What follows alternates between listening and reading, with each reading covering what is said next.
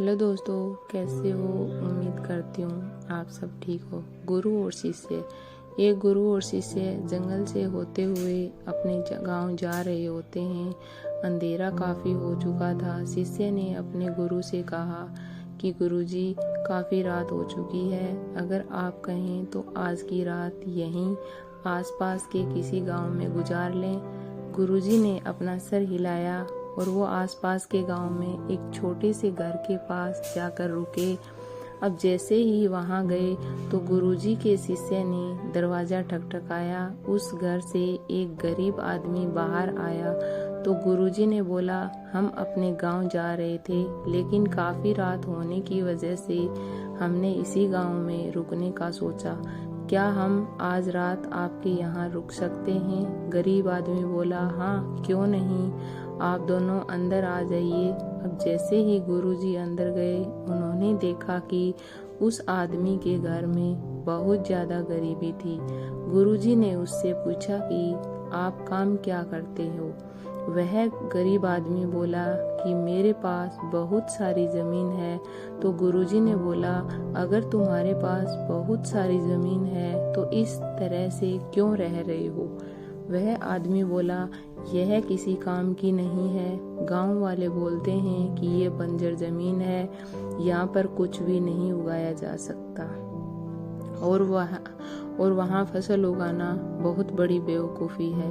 गुरुजी ने बोला कि तुम्हारा गुजारा कैसे होता है?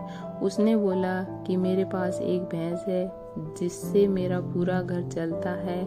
ये सुनने के बाद गुरुजी सो जाते हैं और रात में जब सब लोग सो रहे होते हैं तब गुरुजी अपने शिष्य को उठाते हैं और उस गरीब आदमी की भैंस लेकर अपने गांव चले जाते हैं। शिष्य अपने गुरु से पूछता है कि गुरुजी, कहीं आप ये गलत तो नहीं कर रहे हैं?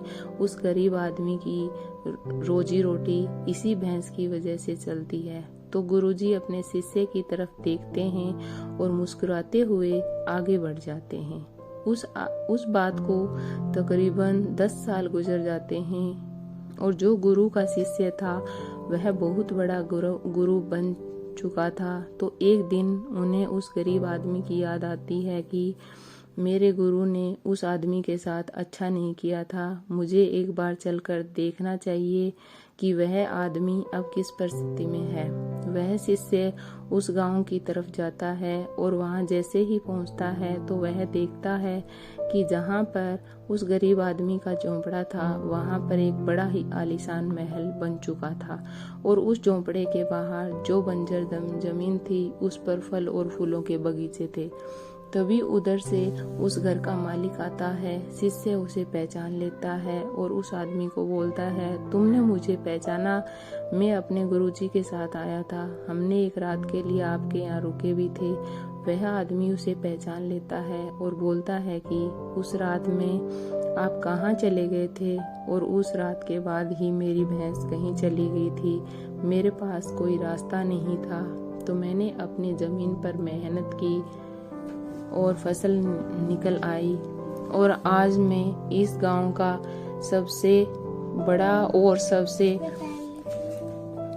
अमीर आदमी बन चुका हूँ। ये सुनने के बाद शिष्य के आंखों में अपने गुरुजी के लिए आंसू आ गए और उसे ये बात समझ आ गई और वो रोने लगे। दोस्तों, इस कहानी से यही शिक्षा मिलती है कि मेहनत का फल अवश्य